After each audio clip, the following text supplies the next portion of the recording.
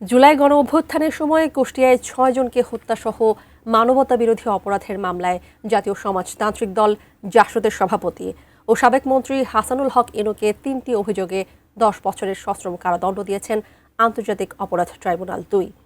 বাকি ৫টি অভিযোগে তাকে খালাস দিয়েছেন আদালত। রায়ের বিস্তারিত জানাতে ব্রিফ করছেন চিফ প্রসিকিউটর মোহাম্মদ আমিনুল ইসলাম। আমরা এখন সরাসরি চলে যাচ্ছি সেখানে।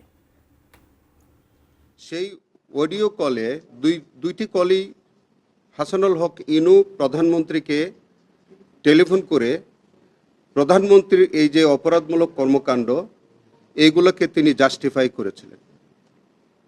তিনি বলেছিলেন যে প্রধানমন্ত্রী যেসব সিদ্ধান্ত নিচ্ছে সেগুলো কারেক্ট। প্রধানমন্ত্রী বলেছিলেন যে এর আগে তিনি এই জঙ্গিদেরকে ফাঁসি দিয়েছেন। হাসানুল হক ইনু এটাকে সমর্থন করে বলেছিলেন এইবারও তিনি জঙ্গি কার্ড খেলবেন এবং সেই জঙ্গি কার্ড খেলার মধ্য দিয়ে তিনি প্রধানমন্ত্রীকে বিভিন্ন রকমের পরামর্শ দিয়েছিলেন যে আন্দোলনকারীদেরকে দুইটি ভাগে ভাগ করতে হবে, জামাত বিএনপিকে চিহ্নিত করে করে নির্মূল করতে হবে। তিনি কুষ্টিয়ার এসপিকে তিনি নির্দেশনা দিয়েছিলেন। তার নির্দেশনার প্রেক্ষিতে কুষ্টিয়াতে ৬ জন নিহত হয়েছিলেন। তার এইসব উস্কানিমূলক বক্তব্যে, তার এই ষড়যন্ত্রমূলক কর্মকাণ্ডে সারা বাংলাদেশে প্রায় ১৪০০-র মতো ছাত্র জনতা শহীদ হন, প্রায় ১৫,০০০-এর বেশি মানুষ আহত হয়েছিলেন এবং এই সব কিছুর দায় তিনি একজন সুপিরিয়র কমান্ড রেসপন্সিবিলিটির আওতায় শেখ হাসিনার বিরুদ্ধে যেভাবে এই দায়টা আসে ঠিক একই রকম দায় হাসানুল হক ইনুর বিরুদ্ধেও বর্তায়। এই সবগুলো চার্জ আমরা আলাদা আলাদাভাবে এনেছিলাম। ট্রাইব্যুনাল তার বিচার বিশ্লেষণে তারা মনে করেছেন যে আমরা 3টি চার্জ প্রমাণ করতে সক্ষম হয়েছি, বাকিগুলো পারিনি। কিন্তু আমরা খুব পরিষ্কারভাবে মনে করি যে আমরা 10 জন সাক্ষীর সাক্ষ্য দিয়েছি। 10 জন সাক্ষী প্রত্যেকটি চার্জের বিষয়ে সুস্পষ্টভাবে আদালতে তাদের এই অভিযোগ প্রমাণ করেছে এবং অডিও ভিডিও প্রমাণ করেছে। তিনি আদালতে 2 জন সাফাই সাক্ষী দিয়ে তিনি কিন্তু পরিষ্কারভাবে তার যে অডিও রেকর্ডিং, মিরর সাক্ষাৎকার এবং চ্যানেল 24-এ তার যে বক্তব্য, এগুলি চ্যানেল 24 নিউজ 24, সেইগুলোতে সবগুলো বক্তব্য তিনি কিন্তু স্বীকার করেছিলেন। তো তার এরকম স্বীকারোক্তির পর অন্যান্য চার্জ প্রমাণিত হবে না, এটা আমাদের কাছে বোধগম্য মনে হয়নি। আমরা খুব পরিষ্কারভাবে বলতে চাই যে প্রসিকিউশন পক্ষ প্রত্যেকটি চার্জ তার বিরুদ্ধে সন্দেহাতীতভাবে প্রমাণ করতে সক্ষম হয়েছে। আসামি হাসানুল হক ইনুর বিরুদ্ধে 3টি চার্জে প্রতি চার্জে 10 বছর করে 30 বছরের সাজা দিয়েছে এবং 2 লক্ষ টাকা জরিমানা করেছে। আমরা এই রায়ে মোটেই সন্তুষ্ট নই। আমরা মনে করি তিনি তার যে অপরাধমূলক কর্মকাণ্ডের জন্য তিনি সর্বোচ্চ শাস্তি পাওয়ার জন্যে তাকে সর্বোচ্চ শাস্তি দেওয়া উচিত ছিল, কিন্তু তা না করে ট্রাইব্যুনাল আজকে যে সাজাটা দিয়েছে এইটা একেবারেই তাদের স্বেচ্ছামূলক। আমার মনে হয় যে তারা যথাযথভাবে সাক্ষীর সাক্ষ্য পর্যালোচনা করতে ব্যর্থ হয়েছেন। আমরা এই রায়ে মোটেই সন্তুষ্ট নই। এই রায়ের বিরুদ্ধে আমরা অবশ্যই আপিল করব। পাশাপাশি আমরা মনে করি যে 3টি চার্জে তারা শাস্তি দিয়েছেন, এই 3টি রায়েও এই শাস্তি অপ্রতুল। এই সাজা বৃদ্ধির জন্য আমরা আপিল করব।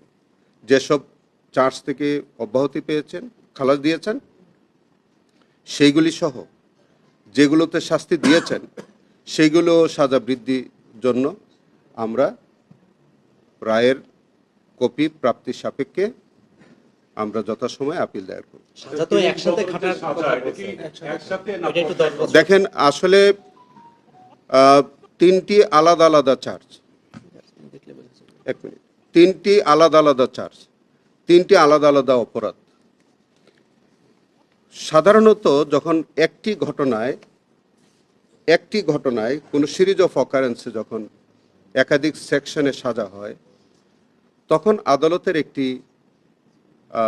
একটি মানে স্বেচ্ছাধীন একটা ক্ষমতা আছে যে যদি একই সিরিজ অফ অফেন্সের মধ্যে যদি একাধিক কর্মকাণ্ড ঘটে, সেখানে কনকারেন্ট বলার একটা আইনগত সুযোগ আছে। বাট হাসানুল খান ইনুর বিরুদ্ধে যে তিনটি সাজা দেওয়া হয়েছে 10 বছর করে, তিনটি কিন্তু আলাদা আলাদাভাবে অফেন্স। ওই তিনটে অফেন্সকে একত্রে কনকারেন্ট সাজা দেওয়া, এটারও আমরা গুরুতর বিরোধিতা করছি। আমরা মনে করি যে এটা মিসকনসেপ্ট, আমাদের ট্রাইব্যুনাল সঠিকভাবে আইনের মর্মার্থ উপলব্ধি করতে পারেননি। আমার মনে হয় যে সেখানে এই কনকারেন্ট সাজা দেওয়ার বিষয়টিও যথার্থ হয়নি। যে তিনটাতে সাজা হয়েছে ওই তিনটা একটু অভিযোগ ডিটেইলস। এই তিনটি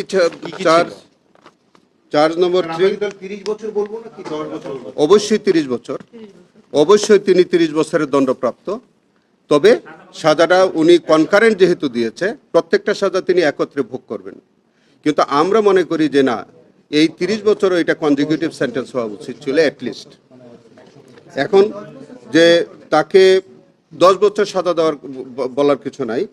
এখানে দেখেন, এখানে আমাদের অভিযোগ নম্বর 3 ছিল যে তিনি ভিডিও দেখে শনাক্ত করে আন্দোলনের দমনের জন্য আন্দোলনকারীদের আটক, নির্যাতন এবং হত্যার নির্দেশ তিনি দিয়েছিলেন।